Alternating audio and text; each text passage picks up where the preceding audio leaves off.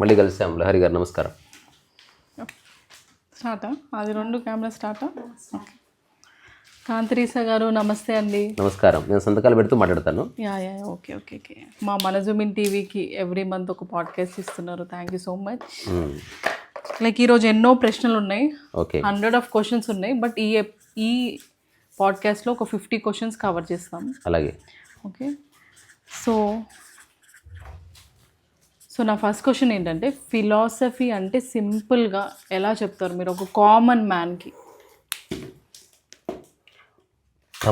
క్రమబద్ధీకరించినటువంటి ఆలోచన. వాళ్ళు ప్యాకింగ్ అక్కడ చేసుకోవా తీసుకెళ్ళి. చాలా హారబుల్ శబ్దాలు వస్తుంది. మీరు ఫిలాసఫీని ఎలా డిఫైన్ చేస్తారు? అదే క్రమబద్ధీకరించిన ఆలోచన, ఆర్టికులేటెడ్ థాట్ ప్రాసెస్, అంతే. అంటే ఫిలాసఫీకి ఖచ్చితంగా ఒక ఉద్దేశం ఉంటుంది, దానికి ఒక పరిధి ఉంటుంది, బౌండరీ కూడా ఉంటుంది. ఇప్పుడు అయాన్ ర్యాండ్ ఫిలాసఫీ అనగానే దానికి ఒక పరిధి వచ్చేస్తుంది. ఫ్రెడ్రిక్ నీషే అనగానే దానికి ఒక పరిధి ఉంటుంది.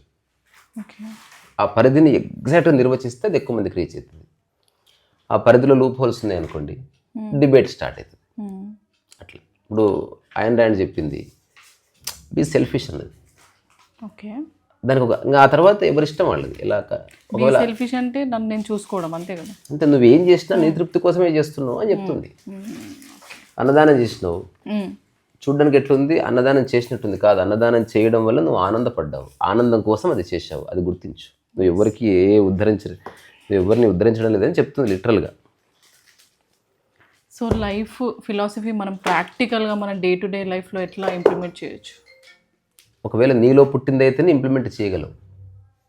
వేరే వాళ్ళు ఇచ్చిందనుకో ఎప్పటికీ డౌట్ ఉంటుంది. దానికి ఎండ్ లేదు ఇంకా.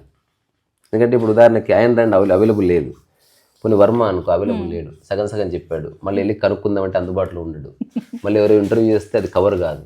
అందుకని ఎప్పుడు సంశయం ఉంటుంది. అందుకని ఆధ్యాత్మికత కానీ జీవన విధానం కానీ మనలోనే పుట్టాలి. అందుకని అవన్నీ చదివి మనమున్న పరిసరాలు, మనమున్న సందర్భము, మనకున్న రిసోర్సెస్, మన శరీర మనోధర్మాలని బట్టి మనం ఒక జీవన విధానం సృష్టించుకుంటే అది మన దగ్గర ఉంది ఇప్పుడు. అట్లా సింపుల్ చెప్పాలంటే నీ మొబైల్ వేరే వాళ్ళ దగ్గర ఉండకూడదు. ఓకే. అంటే వాడు లేడనుకో ఆగిపోతుంది పని, నీ దగ్గరనే పెట్టుకోవాలి. అయితే బుద్ధి జ్ఞానం రెండిట్లో తేడా ఏంటి మీ దృష్టిలో? జ్ఞానం 2 రకాలు. ఒకటి పుస్తకాల ద్వారా వచ్చేదాన్ని కూడా జ్ఞానం అంటున్నాం.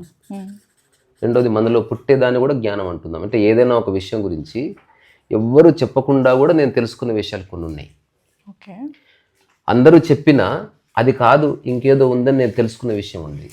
అది ఆధ్యాత్మిక పరమైన జ్ఞానం. వరల్డ్ పరంగా జ్ఞానం ఏంటంటే, ఇప్పుడు నేను కాలేజీకి వెళ్ళాను, పుస్తకంలో ఉంది ఎలక్ట్రానిక్స్ అంటే ఏంది, అది చదువుకున్నాను, అది ఏమిటో తెలియదు, బట్ నాకు ఉద్యోగం వచ్చింది. అట్లా ప్రాపంచికంగా ఉపయోగపడే జ్ఞానమేమో డబ్బు తీసుకొస్తుంది, పేరు ప్రఖ్యాతులు ఇస్తాయి, కానీ ఆనందం ఇవ్వదు. నీలో పుట్టిన జ్ఞానం డబ్బు ఇవ్వకపోవచ్చు, పేరు ప్రఖ్యాతులు ఇవ్వకపోవచ్చు, కానీ నేను ఆనందం ఉంచుతుంది. ఇది జ్ఞానం యొక్క విభజన. ఈ మనలో పుట్టే జ్ఞానానికి ప్రజ్ఞ అని పేరు. ఆ తర్వాత ఇంకొకటి ఏమన్నా, బుద్ధి అంటే వర్తమానంలో నీవు తీసుకునే నిర్ణయం అంతే. బుద్ధి లేకుండా మాట్లాడతావు అంటే ఈ క్షణంలో ఎలా మాట్లాడకూడదో అలా మాట్లాడుతున్నావు అని. తెలివి అంటే గతాన్ని బేరీ చేసుకొని మనం తీసుకునే నిర్ణయం. అందుకే మనకు జీవితంలో, ప్రపంచంలో తెలివి ఉండాలి, జీవితంలో బుద్ధి ఉండాలి. ప్రపంచంలో ఇప్పుడు ఇల్లు కొనుక్కోవాలి, తెలివిగా నిర్ణయం తీసుకోవాలి. స్పాంటేనియస్గా ఏంది ఆలోచించకుండా తీసుకోవద్దు. ఒక అమ్మాయి పెళ్లి చేయాలి, తెలివిగా నిర్ణయం తీసుకోవాలి. కులం ఏంది, మతం ఏంది, అతని ఆర్థిక పరిస్థితి, అతను చచ్చిపోయిన ఆస్తి వస్తుందా రాదా, ఇంటి ఎవరైనా గొడవ పడేవాడు, అన్ని బేరీజు వేసుకొని. అయినా తప్పులు జరుగుతాయి, బికాస్ నీ తెలివి కొంతే. నీకంటే ఎదురుగున్నవాడు చాలా తెలివైన వాడు అనుకో, బోల్తా గట్టే ప్రమాణం.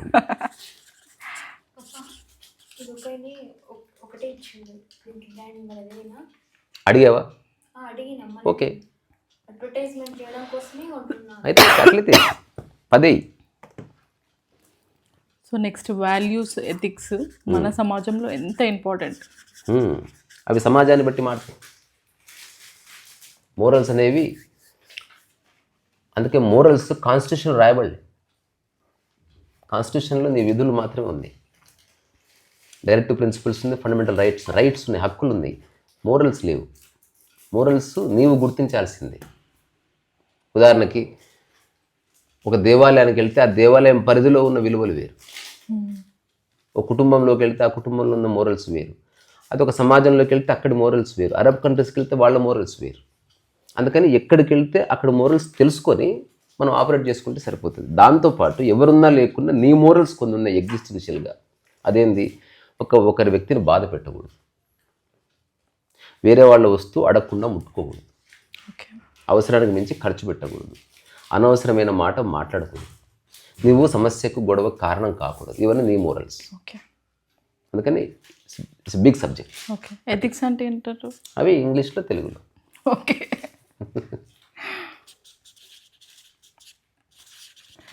సో మన ఏన్షియంట్ ఫిలాసఫర్స్ చెప్పినట్టు ఈ మోడర్న్లో ఎలా యూజ్ అవుతున్నాయి అవి? అది నీ మీద ఆధారపడుతుంది. ఎందుకంటే ఒకవేళ సత్యం అనుకో, దానికి టైంతో ఏం లేదు. There is no ancient hunger. పురాతనమైన ఆకలి అంటే ఏముండదు. ఓకే. అందుకే సనాతన ధర్మానికి సత్యానికి ఏం చెప్పారు, అది సనాతనము, అట్లాగే నిత్య నూతనము కూడా. అంటే అతి పురాతనమైంది అయ్యింటి కూడా అత్యంత నిత్య నూతనంగా ఉంది. శృంగారం నిత్య నూతనం. 2000 ఏళ్ళ క్రితం కూడా చేశాడు. ఆకలి నిత్య నూతనంగా వస్తూ ఉంటుంది. అట్లా జీవన విధానం కూడా ఏ ఫిలాసఫీ అవుట్డేట్ అవుతుందంటే అది ఆ కాంటెంపరీ సమాజానికి సెట్ అయ్యింది. ఎగ్జాంపుల్, కట్టెలు కొట్టి బతకడం అన్నది ఒక సమాజానికి అప్పుడు ఎవడన్నా బుక్ రాశాడు అనుకో, అప్పుడు వేరే టెక్నాలజీ కానీ ఉద్యోగాలు కానీ, అందుకని ఆ ఫిలాసఫీ అవుట్డేటెడ్. ఇప్పుడున్న ఏ మనిషి అయినా కట్టెలు కొట్టక్కర్లేదురా బాబు, బజ్జీలు వేసుకొని బతకొచ్చు, లేదా యూట్యూబ్ చేసుకొని బతకొచ్చు. ఒకప్పటి ఫిలాసఫీ మనిషిని వాడు కష్టపడాలి, కష్టపడితేనే బాగా తినాలి, ఎందుకంటే యుద్ధాలు ఉండేవి. అప్పుడు వచ్చిన ఫిలాసఫీ ఇప్పుడు యుద్ధం లేదు. ఒకప్పుడు హీరో అంటే ఇంత లావు ఉండాలి, ఇప్పుడు హీరో సన్నగా అమ్మాయి కంటే అందంగా ఉండాలి. ఇప్పుడు చాలా మంది రాబోయే రోజుల్లో వస్తాయి, అబ్బాయికి పెద్ద గడ్డం ఉంటుంది, సన్న నడుము ఉంటుంది. ఆ రోజు వస్తుంది వెరీ సూన్.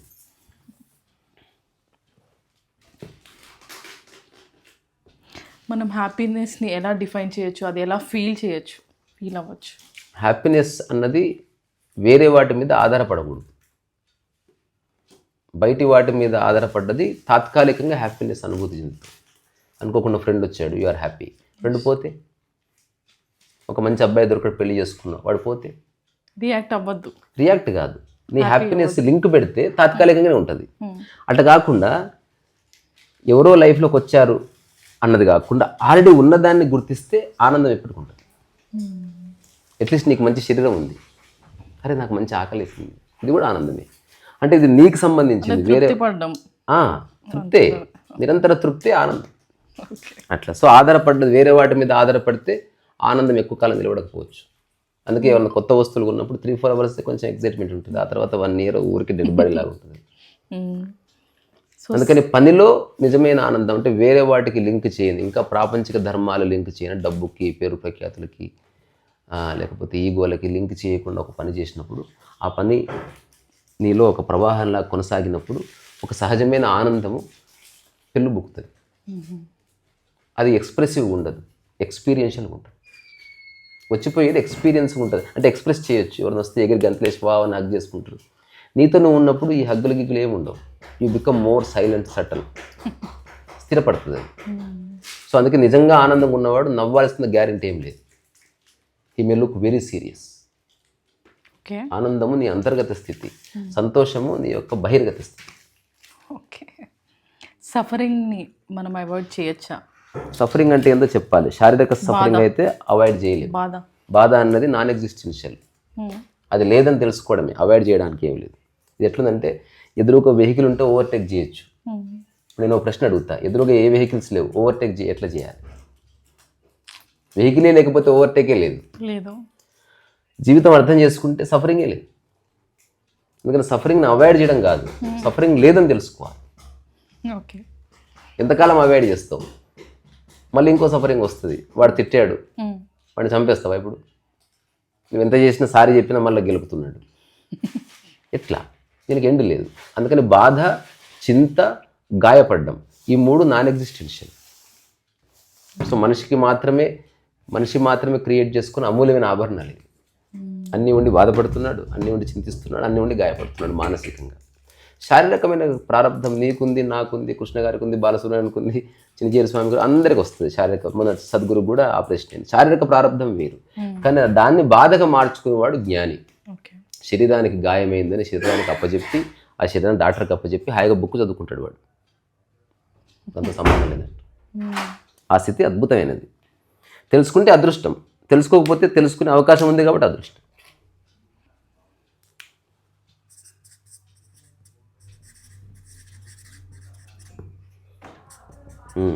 సో డెస్టినీని మన ఫిలాసఫీలో ఎట్లా డెస్టినీ ప్రాపంచికంగా అయితే ఒకటి, మెటీరియలిస్టిక్ అయితే ఒకటి, సైకలాజికల్ అయితే ఒకటి, ఎగ్జిస్టెన్షియల్గా అయితే ఒకటి. ఇన్ని రకాల డెస్టినీస్ ఉన్నాయి. ఎగ్జిస్టెన్షియల్గా దేర్ ఈజ్ నో డెస్టినీ. ఎగ్జిస్టెన్షియల్గా లక్ష్యము లేదు, గమ్యము లేదు.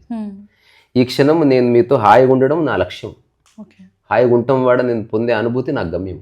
అందుకే నిరంతరము గమ్యము, నిరంతరం లక్ష్యము ఎస్టాబ్లిష్ అయితేనే ఉంటుంది ఎగ్జిస్టెన్షియల్గా. ప్రాపంచికంగా అనుకో, నాకు ఉద్యోగం వస్తే, నాకు డబ్బు వస్తే అప్పుడు నేను బాగుంటాను అంటే నీవు ఇప్పుడున్న బాలేవు, ఏదో వస్తే బాగుంటుందని చెప్తున్నావు. సో మానసికంగా అంటే నువ్వేం చేయడం లేదు, కానీ యు ఆర్ థింకింగ్. ఆ ఎక్స్పెక్టేషన్ మేనిఫెస్ట్ అయితే నువ్వు ఆనందంగా ఉంటానని చెప్తున్నావు. ఇందులో చేయడం ఏమీ లేదు. ఎవరో నాకు గౌరవిస్తే, నాకు ఫ్రెండ్ ఫోన్ చేస్తే బాగుంది ఎదురు చూస్తూ ఉన్నావు. అతను ఫోన్ చేసి హాయ్ చెప్తే నవ్వుదామని నిర్ణయించుకున్నావు. అందుకని పొద్దు నుంచి నువ్వు నవ్వడం లేదు. హఠాత్తుగా ఎవరు ఫోన్ చేసినా వెళ్ళి చూస్తున్నావు అతనేమోనని. ఎంతోమంది హాయ్ చెప్పడానికి సిద్ధంగా ఉన్నా అతను చెప్పాలని నిర్ణయించుకోవడంతో నీ డెస్టినీ అక్కడ అతని చేతిలో బందీ అయింది. ఇది ఒకటి సైకలాజికల్. అట్లా రకరకాల డెస్టినీస్ ఉన్నాయి. మెటీరియలిస్టిక్ డెస్టినీ అంటే ఏంది? రోడ్డు ఫర్ ఎగ్జాంపుల్, ఇక్కడ ఉన్న అరుణాచలం అక్కడ ఉంది, ఇది మార్చలేం. ఈ భూమి మీద ఒకే ఒక్క సత్యము డెస్టినీ పరంగా మెటీరియలిస్టిక్కే. ఇప్పుడు ఇక్కడి నుంచి అక్కడికి వెళ్ళాలి, అప్పుడే అది చేరవేయబడుతుంది. సో దీనికి మనసుని లింక్ చేయకపోతే జర్నీ బాగుంటుంది. అంటే ఇప్పుడు నేను హాయిగానే ఉన్నాను, ఇక్కడ బాగానే ఉన్నాను, అరుణాచలం రీచ్ అయ్యే ముందు బాగున్నాను, అరుణాచలం రీచ్ అయినా బాగుంటాను, ఇది మంచి స్థితి. అంటే ఎగ్జిస్టెన్షియల్ ప్లస్ మెటీరియల్ రెండు బాగున్నాయి. అట్లా కాకుండా నేను అరుణాచలం వెళ్తే ఆనందంగా ఉంటా అంటే ఇక్కడి నుంచి పోయే వరకు నరకమే. హఠాత్తుగా బస్సు చెడిపోతే బాధ, ఇవన్నీ ప్రాబ్లమ్స్ వస్తాయి. అర్థం చేసుకునే విషయం అంతే. సో మన మనసుని, ఈ థింకింగ్ ప్రాసెస్ని కంట్రోల్ చేయనే వద్దు. కంట్రోల్ చేస్తే అది ట్రిపుల్, డబుల్, 100 ఫోల్డ్ అవుతుంది. కంట్రోల్ చేసిన వాడు అలసిపోతాడు. అర్థం చేసుకోవడం వల్లనే ఆలోచన పక్కకి జరుగుతుంది.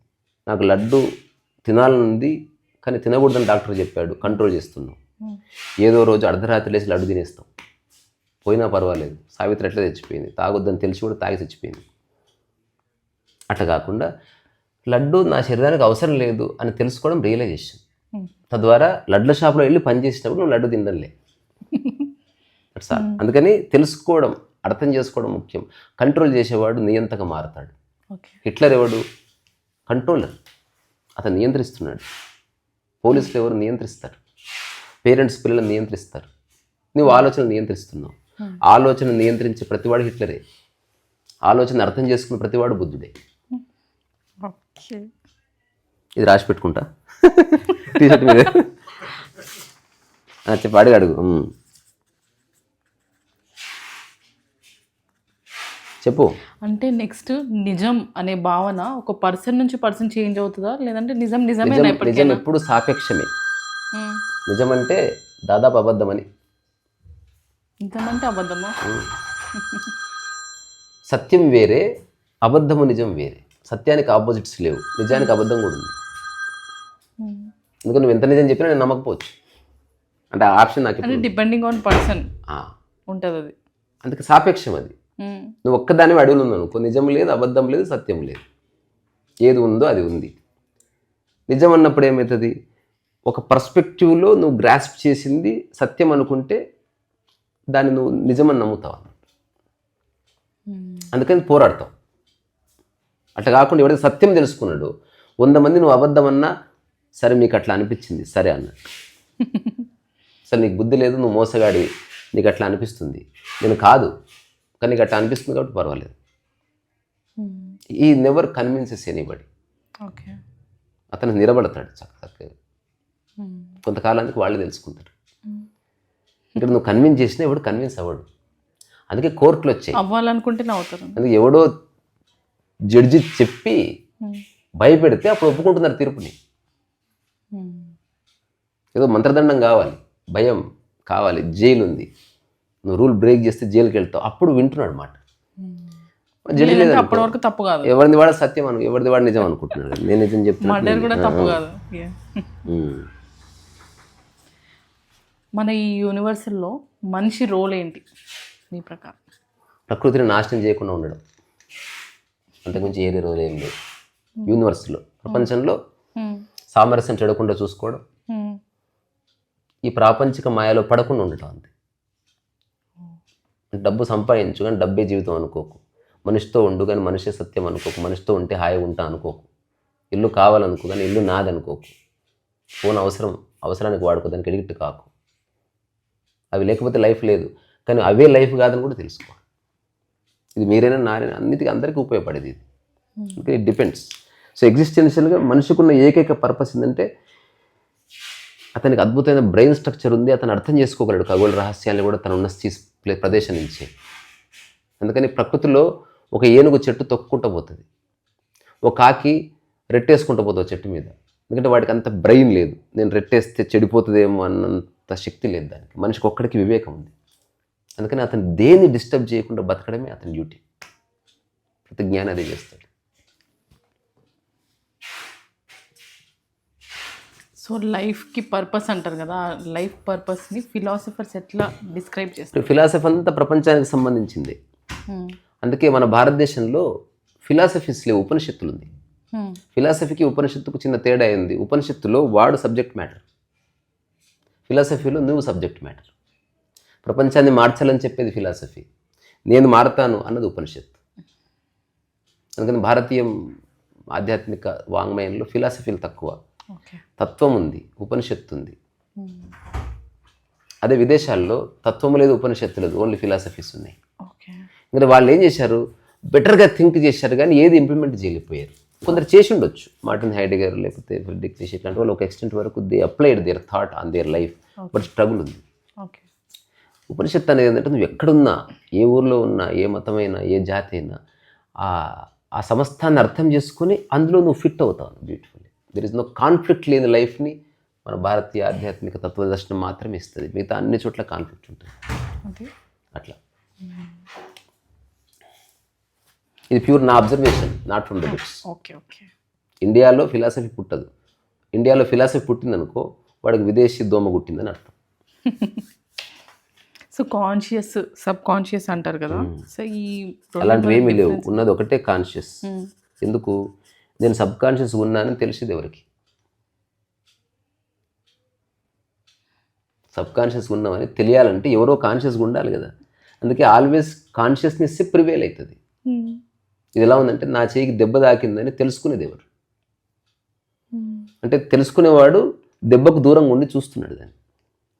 దెబ్బను తెలుసుకోలేదు. ఉపదేశ సారంలో ఒక చిన్న లైన్ ఉంటుంది, ఊరికే చదువుతా. జగమే మరచి హృదయ విపంచి గారడిగా ఉన్నదే ఆకాశం. ఆకాశాన్ని వెతికితే దొరుకుతుందా? దొరికితే ఇక తృష్ణ మిగులుతుందా?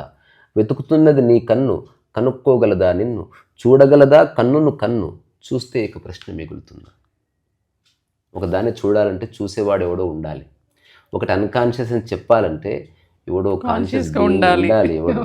So always you are conscious of your subconscious or superconscious or superconscious or any kind of conscious.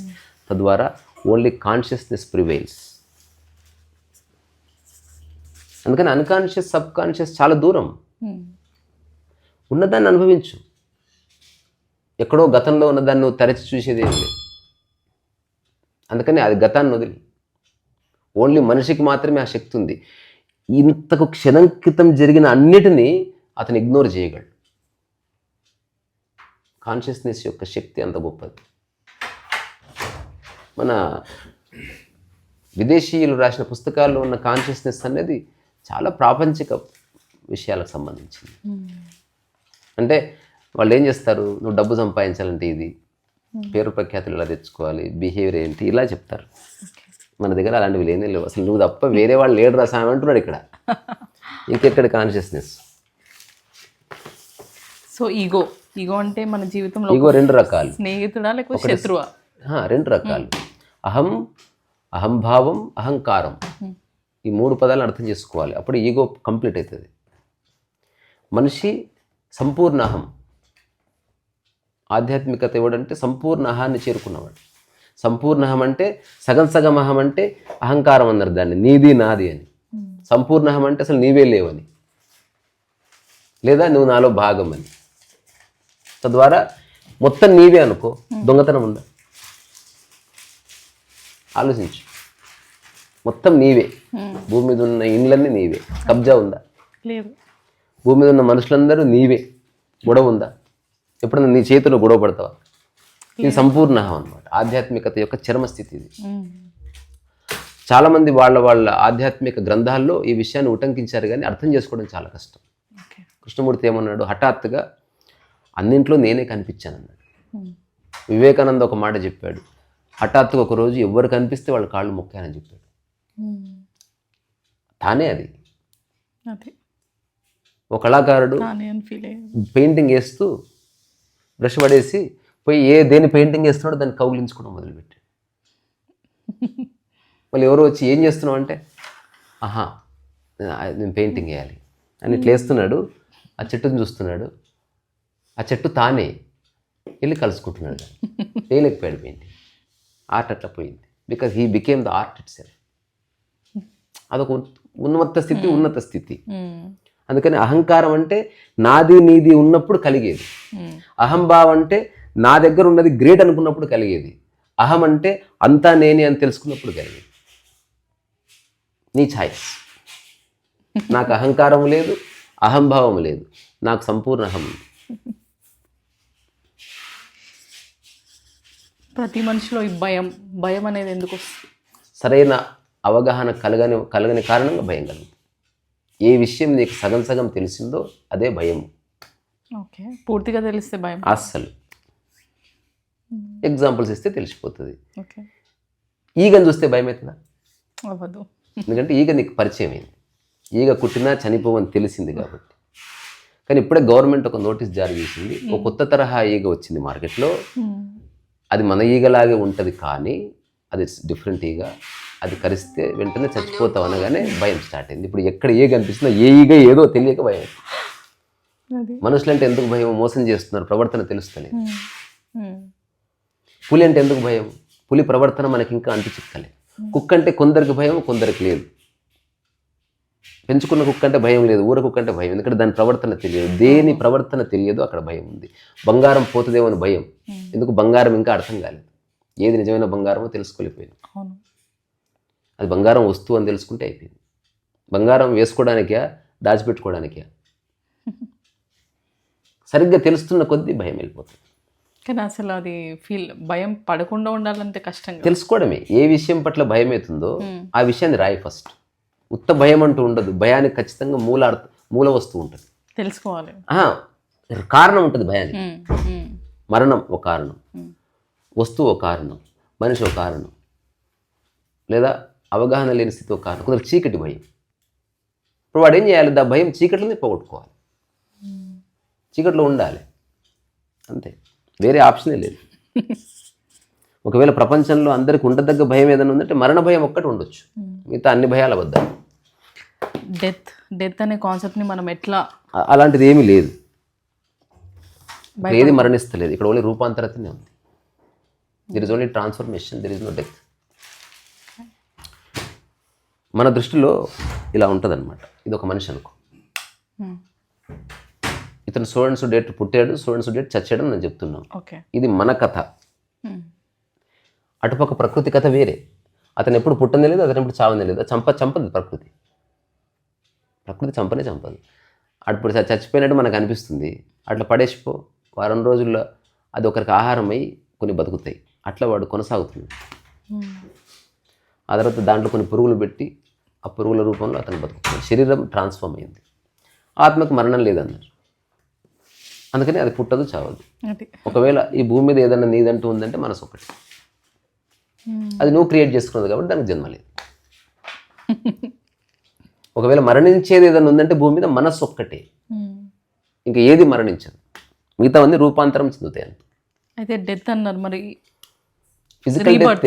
There is no rebirth. Death లేనప్పుడు రీబర్త్ ఎక్కడిది? ట్రాన్స్ఫర్మేషన్లో రీబర్త్ లేదు. ఇప్పుడు చపాతి పిండి జన్మ తీసుకుని చపాతి అయిందా? మారి చపాతి అయిందా? మారింది. ఇప్పుడంతా మారుతుంది. వీర్యకణము అండము మారి పిండమై అదే మారి మారి ఒక మాంసపు ముద్దై దాంట్లోకి వెళ్ళి చేతులు కాళ్ళు బయటకు వచ్చి ఆ తర్వాత గుండె కొట్టుకొని ఆ తర్వాత ఆహారం తీసుకుంటూ అంత మారుతుంది. ఆ తర్వాత కాళ్ళు బయటకు వచ్చి అది తల బయటకు వచ్చి ఆ తర్వాత మెల్లగా మారి కొంచెం పెద్దగా ఇంకా మారి నిలబడి ఇంకా మారి నేను ఇదని తెలుసుకొని ఆ తర్వాత మైండ్ దొబ్బి కొంచెం కృషించి ఇట్లా మారిపోయి తర్వాత ఇంత పిట్టపిల్లలాగాయి ఆ తర్వాత అట్లా శ్వాస వెళ్ళిపోయింది. But body is surviving. ఆ తర్వాత బాడీ మనకు అనిపిస్తుంది నిర్జీవంగా ఉన్నట్టు. ఉదాహరణకు ఒక గింజ ఉంది, అది శ్వాసిస్తలేదు కానీ జీవం లేదా? జీవం ఉంది, జీవానికి అందులో స్థానం ఉంది. నువ్వు ఒప్పుకున్నా ఒప్పుకోకపోయినా ఉంది. మనకు అది ఉపయోగం లేదు కాబట్టి కాల్చి పడేస్తున్నాం. ఓకే, ఆ డెడ్ బాడీ అమ్ముకుంటే పైసలు వస్తుంటే చాలామంది అమ్ముకుంటారు.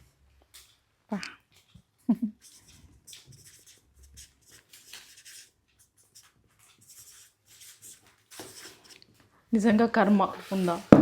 రీపే చేస్తుందా? ఉన్నదే కర్మ. అంటే రీపే చేస్తుందా చేసిన కర్మ? There is no repay. Repay అన్నది డబ్బు పరంగానే ఎట్లా? కర్మపరంగా చేసిన ఫస్ట్ తప్పులు, నువ్వు కర్మ నిర్వచించు. చేసిన తప్పులు అంటున్నా. కర్మ అంటే కదలిక అని. నీవు చేసే కదలికని కర్మ. నువ్వు చేసే కదలికలో ఎక్స్పెక్టేషన్ లేకపోతే నిష్కామ కర్మ అన్నారు. నువ్వు చేసే కదలికలో ఎక్స్పెక్టేషన్ ఉంటే అది కామకర్మ అని. కామకర్మ బాధిస్తుంది. ఓకే, నిష్కామ కర్మలో రావాల్సింది వస్తుంది, రాకపోయినా పర్వాలేదు. నిష్కామ కర్మ నీకు మరొక అంటియదు. You are free. కర్మ చేయకముందు నీ స్థితి ఎట్లుందో చేస్తూ అలాగే ఉంటుంది, పూర్తయిన తర్వాత అలాగే ఉంటుంది. కామకర్మలో చేయకముందు బాగున్నావు, చేస్తున్నప్పుడు సఫరింగ్ ఉంది, చేసిన తర్వాత బాధ ఉంది. వాడు అనుకున్న డబ్బులు లేకపోతే బాధ, ఇస్తే బాధ, ఇంకేదో చేస్తే ఏమవుతుంది అట్లా. ఇది ఇట్స్ ఒక కొనసాగుతూ ఉంటుంది. అందుకని కర్మ ఉంది, కర్మ సిద్ధాంతం లేదు, కర్మ ఉంది.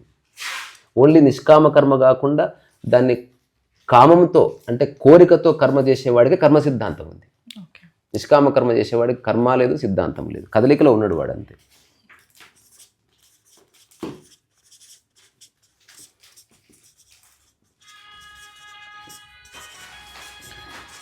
మన నైతికత అంటే మన కల్చర్ ద్వారా మారుతూ ఉంటుందా? మన చుట్టూ 100% జనాలు మారవలసింది. ఏది మారిందా మారకూడదు ఒకటి ఉంటుంది అందులో. ఉదాహరణకి నువ్వు ఆహారం ఎలాగైనా మార్చుకో, రుచి మారకూడదు. ఒకవేళ ఇంకా లోపలికి వెళితే ఆరోగ్య లక్షణం మారకూడదు. అది మారడానికి వీళ్ళే. నువ్వు చపాతి రౌండ్గా చేయి, భారతదేశం ఆకారంలో చేయి, కుచ్చు పరక్నే పడతా, కానీ తింటే కడుపు నొప్పి రాకూడదు, తింటే శక్తి రావాలి. ఇది మారకూడదు. ఇప్పుడు కొన్ని వేల సంవత్సరాల నుంచి ఎవడు ఏ పదార్థం తిన్నా, జొన్న రొట్టె తిన్నా, గట్క దాగినా, కలి దాగినా, అమ్మలు దాగినా, సీతాచారు దాగినా, ఏది దాగినా, చివరికి పిజ్జా బర్గర్ వాట్ ఎవర్, దాని అంతఃసూత్రంలో ఆరోగ్యం అనేది ఉంది, శక్తి అనేది ఉంది. శక్తి కోసమే తింటున్నావు, రుచి కోసము కాదు, ఎంటర్టైన్మెంట్ కోసం కాదు, దేనికోసము కాదు, శక్తి కోసమే తింటున్నావు. ఇది ఎగ్జిస్టెన్షియల్. అట్లా నువ్వు ఏం చేసినా ఆనందం కోసమే చెయ్యి. అయినప్పటికీ శక్తి కోసం చేస్తూ రుచిని కూడా కేర్ తీసుకున్నావు అనుకో, యూ ఎంజాయ్ ఇట్. రుచితో పాటు మంచి రెస్టారెంట్ ఎంచుకుంటే ఎంజాయ్ ఇట్. రెస్టారెంట్తో పాటు నచ్చిన అమ్మాయి అబ్బాయి అయితే ఇంకా బాగుంటుంది. సో అది వేరు. ఏది ఉన్నా లేకపోయినా శక్తి మిస్ కాకుండా చూసుకో.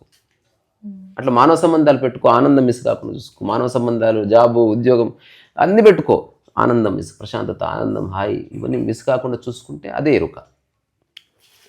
You are aware of your existential core. అదే ఉదాహరణకి స్వామీజీలు ఉంటారు, లేకపోతే కొంత ఆరోగ్యం వెళ్ళిపోయి టీ అంటే ఎందుకు, శక్తి రాదు, తెలుసుకున్నాడు వాళ్ళు.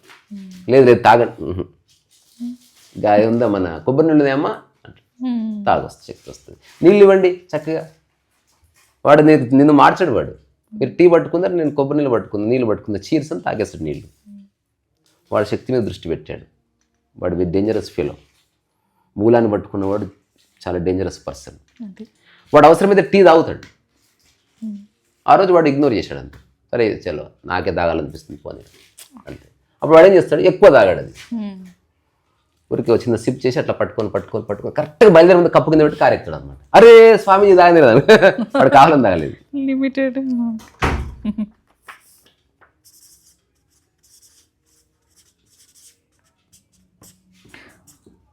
సో ఫ్రీ థింకింగ్ చేయొచ్చా మనం ఎంతైనా? థింకింగ్ అంటేనే ఫ్రీ కాదని. ఫ్రీ కాదా? థింకింగ్ అంటేనే లిమిటెడ్.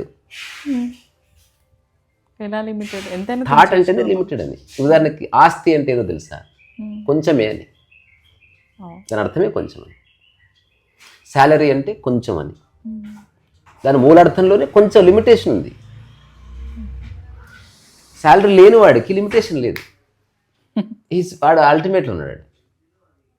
అట్లా ఆలోచన లేని స్థితి సంపూర్ణం. ఆలోచనలన్నీ అసంపూర్ణమే, ఏ ఆలోచననే అసంపూర్ణం. అందుకే ఆలోచన కొందరికి కన్వే అవుతుంది, కొందరికి అర్థమవుతుంది, కొందరి అందుకే మాట అన్నది ఎప్పటికీ ఆధ్యాత్మికతకు ద్వారా ఓపెన్ అది ఓన్లీ మాధ్యమం మాత్రమే. నిజంగా ఆధ్యాత్మికత ఎప్పుడు స్టార్ట్ అవుతుంది? ఒక వ్యక్తిలో మాటల్ని పట్టుకోకుండా మనిషిని చూడడంతో స్టార్ట్ అవుతుంది. రమణ మహర్షి మాటలతో పనిలే, ఇక రమణ మహర్షి దగ్గర ఉండి రమణ మహర్షిని చూస్తున్నాడు. ఒక 3 డేస్లో తెలిసింది, ఈయన ఉదయం మధ్యాహ్నం రాత్రి ఎవరు వచ్చినా పోయినా ఆహారం ఉన్నా లేకున్నా ఎప్పుడు ప్రశాంతంగా ఉన్నాడు అని గుర్తించడంతో వాడికి రియలైజేషన్ వచ్చింది. Not the statement but the state itself. Okay.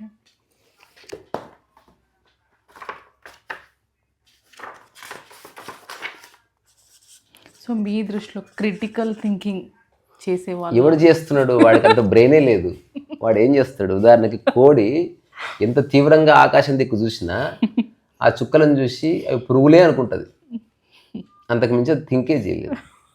Critical thinking చేయాలంటే you should need a good mind. Real mind, good mind ఉన్నవాడు క్రిటికల్ థింకింగ్ చేయడం చూడగానే తెలిసిపోతుంది. నీకు అర్థం కాదు కాబట్టి క్రిటికల్ థింకింగ్, అర్థమైతే థింకింగ్ ఏమి ఉండదు. ఇప్పుడు సైకిల్ రానివాడే దానితో అటు ఇటు అవస్థలు పడతాడు, వచ్చిన వాడు చూసి తొక్కుతూనే ఉంటాడు, అయిపోయింది.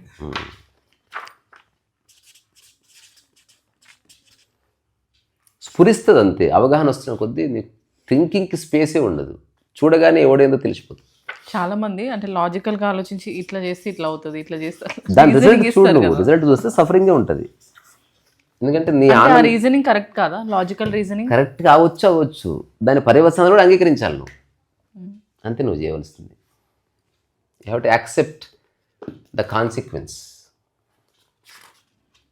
సో ఒక మనిషి కరెక్ట్గా నాలెడ్జ్ అనేది గెయిన్ చేయాలంటే ట్రెడిషనల్గా బెటర్ అంటారా, మోడర్న్ టెక్నిక్స్? పుస్తకాల ద్వారా గెయిన్ చేసే దాని గురించి అయితే ఏదైనా వేస్టా అంటే ఉపయోగపడదు.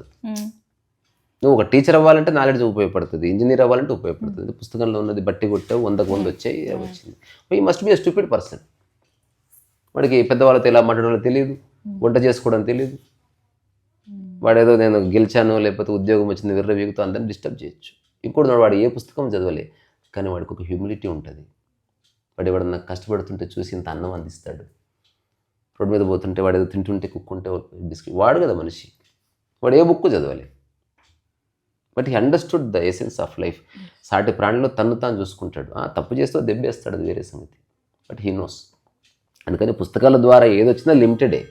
నీలో పుట్టింది మాత్రమే చివరి వరకు నీకు దారి చూపిస్తుంది, నీతో ఉంటుంది. ఈ అవగాహన నీలోనే పుట్టాలి. Ultimate understanding should get originated within. Otherwise think వేరే దాన్ని చూస్తుంది, ఇక్కడే ఉంటుంది. అది ఒకవేళ ఆచరిస్తే, అది ఎక్కువ కాలం ఆచరిస్తే అది నీదైపోతుంది. అట్లా కూడా ఉండొచ్చు, ఇట్ డిపెండ్స్.